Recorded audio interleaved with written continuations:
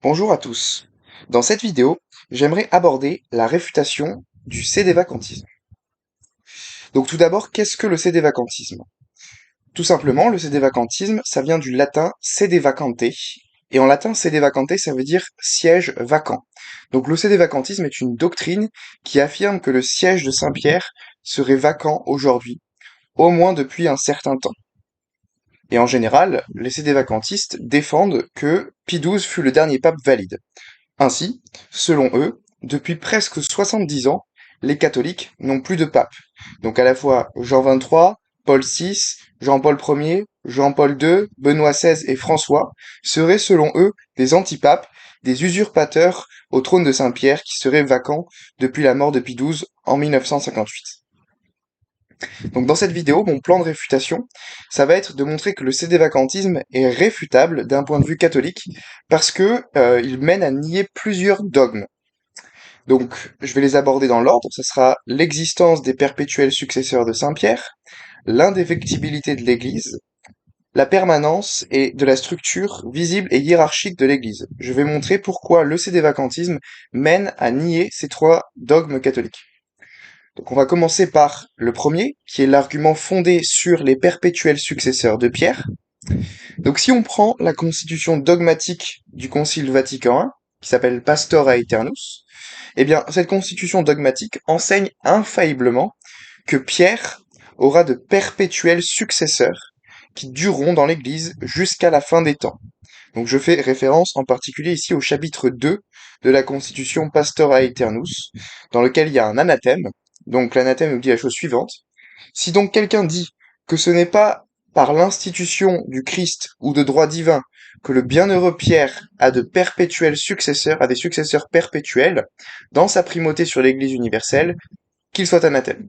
Donc en latin, le terme qui est utilisé ici, c'est perpetuos successores. Et donc moi j'utilise cette déclaration du Concile Vatican I pour formaliser l'argument suivant. Prémisse 1.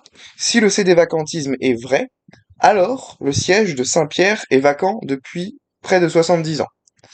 Or, la foi catholique nous enseigne que Saint-Pierre aura de perpétuels successeurs jusqu'à la fin des temps, ça c'est ce qu'on vient de lire dans Vatican I. Et moi je dirais que s'il n'y a plus de pape sur le siège de Saint-Pierre depuis 70 ans, alors Pierre n'a pas eu de perpétuel successeur jusqu'à la fin des temps. Et donc, d'après ces trois prémices, il s'ensuit que le sédévacantisme est incompatible avec la foi catholique. Et donc, pour rejeter cet argument, les sédévacantistes seront obligés de nier la prémisse 3. Mais moi je trouve que ça c'est très peu plausible parce que le mot perpétuel, en latin perpetuos comme on a dit, signifie qui ne connaît pas de cesse ou qui dure indéfiniment. Or, on peut dire que s'il n'y a pas eu de pape depuis plus de 70 ans, depuis environ 70 ans, ça semble évident que les successeurs de Pierre n'ont pas été perpétuels. On voit pas comment des successeurs peuvent être perpétuels s'il y a une période de vacances qui dure plus de 70 ans. Ça semble tout à fait absurde. Jamais une telle chose n'est arrivée dans l'histoire de l'Église, et les périodes de sede vacante sont des périodes de transition, le temps d'élire un nouveau pape. Au maximum, ça peut prendre quelques mois ou quelques petites années, mais ça peut jamais durer sur une période de plus de 50 ans, ou plus de 70 ans, ça n'a pas de sens. Euh, Ainsi, il me semble inévitable que la position sédévacantiste mène à la négation de ce qu'enseigne le Concile Vatican I et donc du catholicisme. Donc il y a une première incompatibilité là-dessus au niveau des perpétuels successeurs de Pierre, qui est une promesse du Christ faite à son Église. Et pire encore, la position sédévacantiste implique aussi qu'il sera impossible d'élire un pape à l'avenir. En effet, selon eux, Pie XII était le dernier pape valide, et celui-ci est décédé en 1958.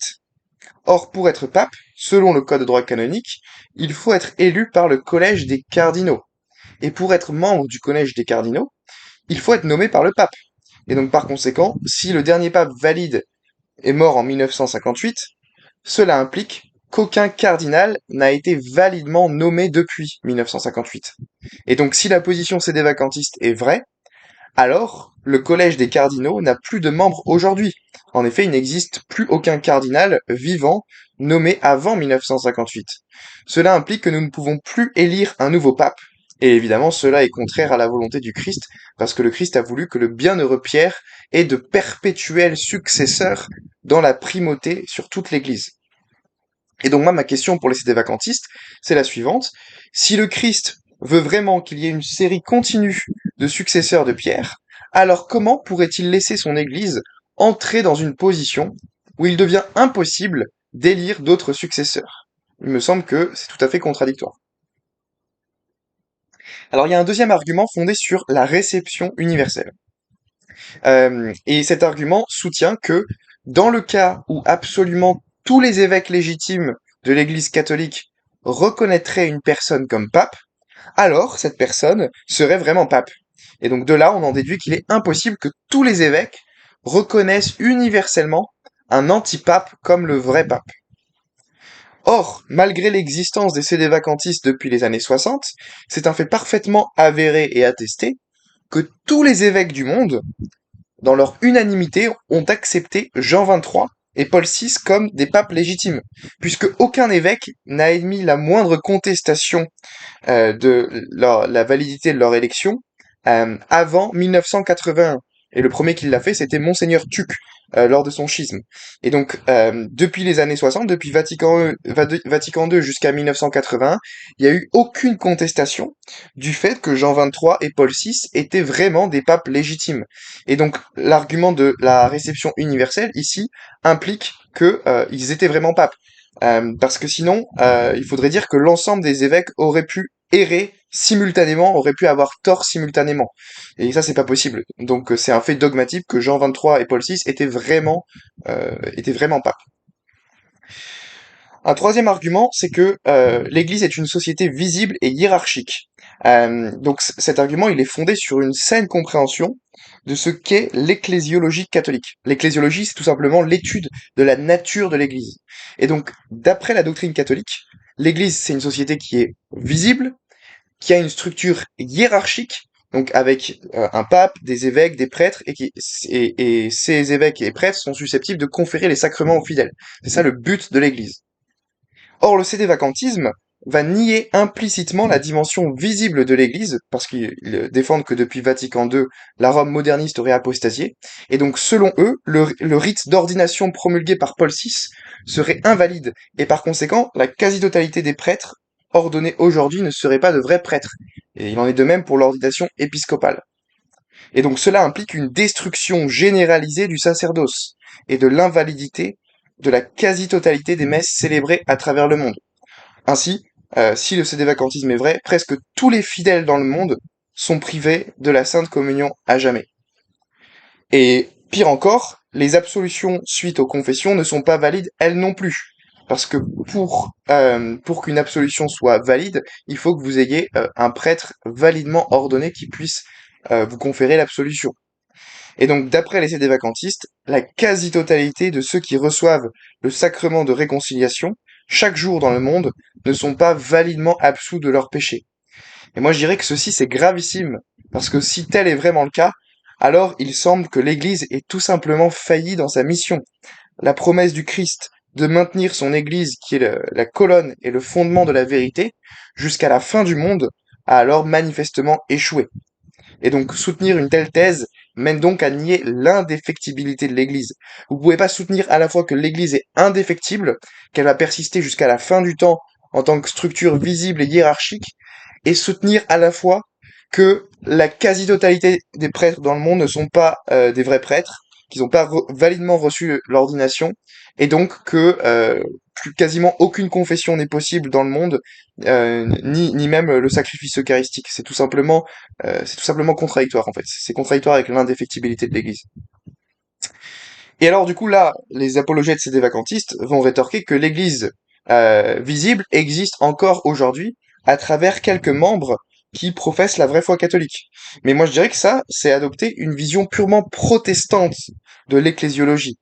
En effet, les protestants affirment précisément que les membres de l'Église catholique n'appartiennent pas à une structure hiérarchique visible, mais qu'ils y appartiennent seulement par le cœur, ou parce qu'ils professent la vraie foi. Bah ça, c'est exactement ce que défendent les sédévacantistes. Et donc c'est assez drôle, parce que là, du coup, les sédévacantistes ressemblent à deux gouttes d'eau aux protestants dans leur argumentation. Et d'ailleurs, en pratique, les sédévacantistes ont une attitude protestante parce ils n'ont pas d'évêques auxquels se soumettre. Il y a quelques évêques sédévacantistes dans le monde, mais il y en a très très peu. Et selon eux, la quasi-totalité des évêques dans le monde, les évêques diocésains, sont des usurpateurs. Et la quasi-totalité d'entre eux ne sont pas du tout évêques, ils n'ont pas été validement ordonnés. Or, bah, c'est évident que les évêques sont indispensables à l'existence de l'Église catholique. Sans les successeurs des apôtres répandus à travers le monde, l'Église n'existe tout simplement plus. Si vous avez juste quelques évêques répandus à droite à gauche, eh ben vous n'avez pas d'unité de l'Église et vous détruisez en fait l'ecclésiologie catholique, parce que l'ecclésiologie catholique affirme que l'ensemble du collège épiscopal est répandu à travers le monde avec des diocèses respectifs, et les sédévacantistes vont nier ça justement. Ils vont dire qu'il y a que quelques évêques ici et là, à droite à gauche, mais ça c'est tout simplement voilà une destruction de l'ecclésiologie catholique et de la dimension visible de l'Église catholique. Et là, on pourrait s'appuyer sur des papes, les enseignements des papes antérieurs à Vatican II, comme Saint Pédis, qui nous disait dans son catéchisme que les évêques étaient essentiels à la foi catholique. Il nous dit, entre les membres qui composent l'Église, il y a une distinction très importante, car il y a ceux qui commandent et ceux qui obéissent, ceux qui enseignent et ceux qui sont enseignés. Et d'après Saint Pédis, l'Église enseignante est définie comme composée de tous les évêques, soit dispersés dans l'univers, soit réunis en concile avec à leur tête le pontife romain. Donc Saint Pédis nous dit que les évêques répandus à travers le monde, c'est eux qui composent l'Église enseignante et qui ont l'autorité pour enseigner aux fidèles. Et ça, c'est tout simplement incompatible avec le sédévacantisme aujourd'hui, où les sédévacantistes se refusent catégoriquement leur évêque diocésain et se fondent leur propre interprétation du magistère tout seul dans leur canapé chez eux. C'est pas du tout comme ça que fonctionne le catholicisme à la base.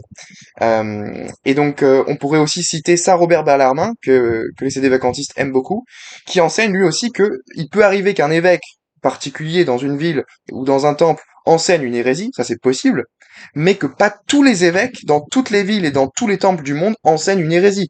C'est pas possible de dire que la quasi-totalité du collège épiscopal, de l'ensemble des évêques répandus à travers le monde, enseignent simultanément l'hérésie, parce que ça revient à dire que la quasi-totalité des successeurs des apôtres sont tombés dans l'hérésie et donc que l'Église a défailli dans sa mission. Et donc Saint Robert Bellarmine reconnaît que c'est impossible. Pourtant, c'est ce que les sédévacantistes prétendent. On pourrait aussi ajouter que même les évêques, les rares évêques sédévacantistes, n'ont pas de pouvoir de juridiction. Ils n'ont pas de magistère ni de juridiction, étant donné qu'ils ne l'ont reçu d'aucun pape. Or, d'après le magistère, les évêques qui n'ont ni été nommés ni confirmés par le Saint-Siège, qui ont même été choisis et consacrés contre ces dispositions explicites, ne peuvent jouir d'aucun pouvoir de magistère ni de juridiction, car la juridiction ne parvient aux évêques que par l'intermédiaire du pontife romain. Donc là, Pie XII est très très clair, il nous dit que pour que les évêques aient leur juridiction, qu'il l'ait sur leur diocèse, ils doivent la recevoir du pape. Et donc, si des évêques sont ordonnés sans l'accord tacite d'un pape, ces évêques-là n'ont pas de juridiction, ils n'ont pas, voilà, ils n'ont pas de magistère ni de juridiction dans leur diocèse ou quoi que ce soit, donc ils sont dépourvus d'autorité. Et il répète la même chose dans une autre encyclique où il nous dit que le pouvoir de juridiction qui est conféré directement au souverain pontife par le droit divin, les évêques le reçoivent du même droit, mais seulement à travers le successeur de Pierre, vis-à-vis duquel non seulement les fidèles, mais tous les évêques sont tenus à l'obéissance respectueuse et au lien d'unité. Et donc par conséquent, plus aucun évêque sédévacantiste n'a de pouvoir juridictionnel dans l'Église, car tous les évêques ordonnés sous Pie XII sont aujourd'hui décédés. Et puisque les évêques sédévacantistes n'ont pas de juridiction ordinaire, ils ne peuvent pas avoir de diocèse. Et par conséquent, les prêtres qu'ils ordonnent ne peuvent pas avoir de juridiction ordinaire non plus. Et donc les soi-disant prêtres sédévacantistes sont en réalité des clercs errants qui sont dépourvus d'autorité sur les sédévacantistes eux-mêmes. Donc vous avez encore là une destruction généralisée de l'ecclésiologie catholique. Alors, j'aimerais répondre aussi sur un argument sédévacantiste souvent employé, qui porte sur la soi-disant invalidité du rite Paul VI. Donc l'objection sédévacantie, c'est de dire que le nouveau rite d'ordination de Paul VI est invalide, et donc les nouveaux prêtres ne sont pas réellement prêtres, ils ne sont pas validement ordonnés. Ça, on l'a vu tout à l'heure. Bon, et ben en réponse, on peut dire que l'Église a tout simplement le pouvoir de modifier ces rites tant que le contenu substantiel reste le même. Donc pour les sacrements. Donc le Concile de Trente nous dit, dans l'administration des sacrements, il y eut toujours dans l'Église le pouvoir de décider ou de modifier la substance de ces sacrements, étant sauve, ce qu'elle jugerait mieux convenir à l'utilité de ceux qui les reçoivent et au respect des sacrements eux-mêmes, selon la diversité des choses, des temps et des lieux. Donc évidemment que il n'y a pas une formule précise qu'il faudrait appliquer jusqu'à la fin des temps pour l'ordination épiscopale ou sacerdotale, et que si on varie la formule de quelques tout petits mots, ça invaliderait tout. Évidemment que c'est pas comme ça que ça fonctionne. Sinon, on aurait un problème pour justifier la validité de l'ordination des évêques dans l'Église primitive.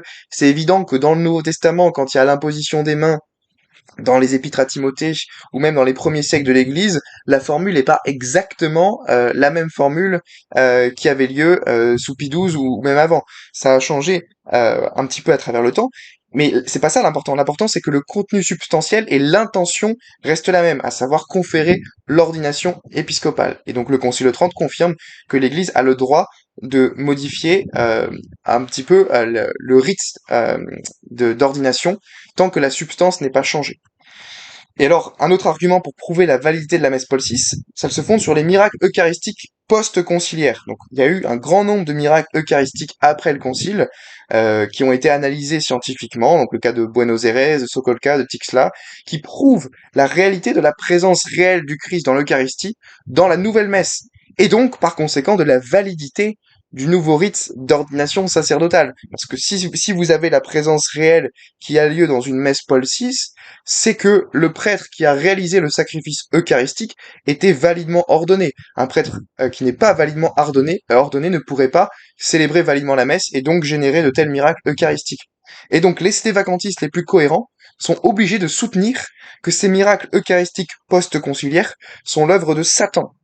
Et donc ils doivent soutenir que les miracles eucharistiques avant 1950 jusqu'à Pie XII, tout allait bien, tout était parfait, mais que comme par hasard, après Vatican II, quand les mêmes miracles eucharistiques se produisent, et ben tout de suite, c'est effectivement le démon qui cherche à duper les fidèles catholiques dans le monde en leur faisant croire que la messe est valide alors qu'elle ne l'est pas. C'est tout simplement une position qui est irrationnelle et il faut être d'une mauvaise volonté incroyable pour soutenir que ces miracles eucharistiques deviennent d'un seul coup l'œuvre de Satan. Alors, il nous faut désormais répondre à l'argument sédévacantiste principal, qui est, en général, le suivi, présenté de la manière suivante. Donc, prémisse 1, un pape ne peut pas enseigner formellement l'hérésie. Prémisse 2, or les papes post-conciliaires ont enseigné formellement l'hérésie, et donc les papes post-conciliaires ne sont pas réellement papes. Donc, avant de répondre à cet argument sédévacantiste, il nous faut d'abord rappeler ce qu'est le concept du mot hérésie. Donc d'après le code de droit canonique, l'hérésie est le fait de nier une vérité de foi divine et catholique, ou d'émettre un doute obstiné sur cette vérité après la réception du baptême. Donc en gros, il s'agit de nier volontairement et consciemment un dogme révélé par l'Église catholique. Et donc, un pape hérétique serait donc un pape niant ouvertement une vérité de foi, c'est-à-dire une vérité divinement révélée, que l'Église aurait enseignée, ou bien à travers son magistère solennel, ou bien à travers son magistère ordinaire et universel, c'est-à-dire l'ensemble des évêques unis au pape, qui enseignent une chose comme étant révélée. Donc attention, pas toutes les erreurs doctrinales sont des hérésies. Vous pouvez avoir des erreurs doctrinales qui n'atteignent pas le stade de l'hérésie. Ça, c'est des distinctions très importantes à faire. Donc accuser quelqu'un d'hérésie, c'est vraiment une accusation suprême. Il faut avoir des preuves en béton pour pouvoir affirmer que quelqu'un est hérétique. Ensuite, une fois qu'on a bien défini ce que c'est l'hérésie, pour répondre à l'argument sédévacantiste, il convient de distinguer l'hérésie qui relèverait de l'enseignement officiel du pape, donc l'enseignement adressé à l'Église universelle, et l'hérésie qui relève de son enseignement privé. Donc par exemple, ce qu'il pourrait dire dans des homélies, dans des propos devant des journalistes, etc. Et seuls les enseignements publics du pape à travers son magistère sont protégés de l'hérésie. Cependant, il n'est pas exclu que le magistère ordinaire, aussi appelé magistère simplement authentique, puisse parfois errer dans ses enseignements. Ça, c'est pas exclu, hein. Le magistère ordinaire privé du souverain pontife n'est pas forcément infaillible en toutes circonstances, même si il est garanti de sécurité, c'est-à-dire que il peut pas perpétuellement enseigner l'erreur. Et ça, c'est largement reconnu par l'Église catholique elle-même, hein. Donum Veritatis 24 nous dit par exemple que dans le domaine des interventions d'ordre prudentiel, il est arrivé que des documents magistériels ne soient pas exempts de déficience. Les pasteurs n'ont pas toujours perçu aussitôt tous les aspects ou toute la complexité d'une question, mais il serait contraire à la vérité d'en conclure, à partir de certains cas déterminés, que le magistère de l'Église puisse se tromper habituellement dans ses jugements prudentiels ou qu'il ne jouisse pas de l'assistance divine dans l'exercice intégral de sa mission. Donc en gros, ce que dit Donum Veritatis, c'est que le magistère simplement ordinaire du souverain pontife, il peut y arriver qu'il y ait des documents magistériels, qu'il y ait des petites erreurs ou des déficiences ici et là. Mais ça ne peut pas arriver de manière continue, de manière habituelle, voilà. Et que en général, il y a une assistance divine, même au magistère ordinaire du pape. Et une des erreurs courantes chez les sédévacantistes, c'est de croire que tout ce que dit le pape dans son magistère ordinaire est infaillible. Et ça, c'est juste faux, hein. Vous avez aucun document du magistère qui enseigne que tous les propos du pape dans le cas de son magistère sont infaillibles. Ce qui s'en rapproche le plus et qui est souvent invoqué par les sédévacantistes, c'est la phrase de Pie XII dans Humani Generis, mais cette phrase, elle ne dit pas que le magistère ordinaire est infaillible, elle dit juste que l'Esprit Saint guide aussi le pape dans ses enseignements ordinaires, et donc qu'on n'a pas le droit de les rejeter non plus. Et ça rejoint tout à fait ce que dit Vatican II dans Lumen Gentium 25, c'est-à-dire que même quand un enseignement du pape est pas infaillible, on doit quand même y adhérer par une soumission religieuse de l'intelligence et de la volonté, même si on n'y donne pas un assentiment de foi. Et donc, en réponse à l'argument précédent, pour en revenir à l'argument précédent des sédévacantistes, il faut dire que c'est le sédévacantiste qui a la charge de la preuve. Il doit nous prouver que les papes post-conciliaires ont formellement enseigné l'hérésie dans un document destiné à l'ensemble de l'Église universelle, ou bien qu'ils ont simplement enseigné une erreur doctrinale dans une déclaration qui remplit les conditions de l'infaillibilité. Et donc nous maintenons que ce n'est pas le cas, et que même si les papes post-conciliaires ont pu enseigner quelques erreurs ici et là dans leur magistère ordinaire, ce qui est débattable, mais voilà, même si on admettait ça, ce ne sont pas des erreurs qui relèvent de l'hérésie à proprement parler, et donc l'accusation sédévacantiste ne tient pas. Alors, comment répondre à ces accusations d'hérésie? Eh bien, vous avez l'excellente chaîne YouTube d'Archidiacre qui répond à merveille à toutes les accusations d'essais des vacantistes à l'égard de ces pseudo-hérésies dans le magistère post-conciliaire. Je vous mettrai les liens en description de cette vidéo pour que vous puissiez aller voir. Ils font un boulot génial et donc n'hésitez pas à regarder toutes leurs playlists sur Vatican II et sur les enseignements des papes après le concile et ils mettent en évidence voilà que ces enseignements peuvent être harmonisés avec la tradition de l'Église, et donc il n'y a pas de rupture, il y a une herméneutique de la continuité entre Vatican II et la tradition. Et donc vous aurez tous les thèmes courants abordés, les objections qui sont souvent mises en avant par les sédévacantistes comme la liberté religieuse, l'œcuménisme, la collégialité, le subsistine, la nouvelle messe et plein d'autres sujets. Vous pourrez aussi voir ma vidéo sur l'œcuménisme que je mettrai aussi en description. Donc en conclusion, nous avons vu en quoi le sédévacantisme contredit frontalement l'ecclésiologie catholique et mène à nier l'indéfectibilité de l'Église, la structure visible et hiérarchique de l'Église, ainsi que l'enseignement de Vatican I sur les perpétuels successeurs de Pierre. On peut aussi ajouter que le sédévacantisme n'a pas d'unité, et donc les sédévacantistes sont souvent en désaccord entre eux sur des sujets très importants. Par exemple, faut-il organiser l'élection d'un nouveau pape? Vous avez des sédévacantistes qui vous diront que oui, donc ils sont des conclavistes, et les sédévacantistes non conclavistes vous diront que non, il faut attendre la fin des temps, ou alors attendre que Saint-Pierre nous réapparaisse, ça c'est les apparitionnistes. Donc vous avez plein de courants au sein des sédévacantistes, ils sont incapables de se mettre d'accord entre eux, et ils sont incapables d'organiser ne serait-ce qu'un vote cohérent et organisé pour élire un nouveau pape, parce que les évêques sédévacantistes ne sont pas en communion les uns avec les autres. Il y a beaucoup de haine aussi entre eux dans ces mouvements, et donc vous n'avez pas d'unité. Vous n'avez pas la note d'unité de l'Église. On reconnaît que l'Église est la véritable Église du Christ si elle a la note d'unité, et les sédévacantistes n'ont pas d'unité entre eux. C'est le désordre et le chaos total, et donc ça ne peut pas être la vraie doctrine, ça ne peut pas être la vraie religion. Donc en résumé, j'ai montré dans cette vidéo que le sédévacantisme aboutit à une destruction généralisée du sacerdoce et de l'épiscopat dans le monde entier. Ça, on l'a vu avec le fait qu'il considère que le rite d'ordination de Paul VI est invalide. Le sédévacantisme mène aussi à une négation de la dimension visible de l'Église catholique et une ecclésiologie fortement influencée par le protestantisme. Une destruction généralisée du sacrement de la confession. Ça s'ensuit logiquement du fait que les ordinations sacerdotales sont invalides. Donc il y a une impossibilité d'absoudre sacramentellement les péchés mortels de la quasi-totalité des catholiques dans le monde. Une destruction généralisée du sacrement de l'Eucharistie. Donc c'est impossible pour la quasi-totalité des fidèles de recevoir validement l'Eucharistie pour toute notre vie, toute leur vie. Euh, c'est aussi impossible, quasiment impossible pour les fidèles d'assister à une messe valide chaque dimanche, et donc de remplir le précepte qui est de sanctifier le jour du Seigneur, à savoir le troisième commandement, fait d'assister à la messe. En bref, le sédévacantisme aboutit tout simplement à nier l'indéfectibilité de l'Église, et je dirais qu'une Église réellement indéfectible et fondée sur Jésus-Christ ne pourrait jamais laisser advenir ce genre de désastre. Et donc le sédévacantisme est fondamentalement incompatible avec la foi catholique, ce qu'il fallait démontrer.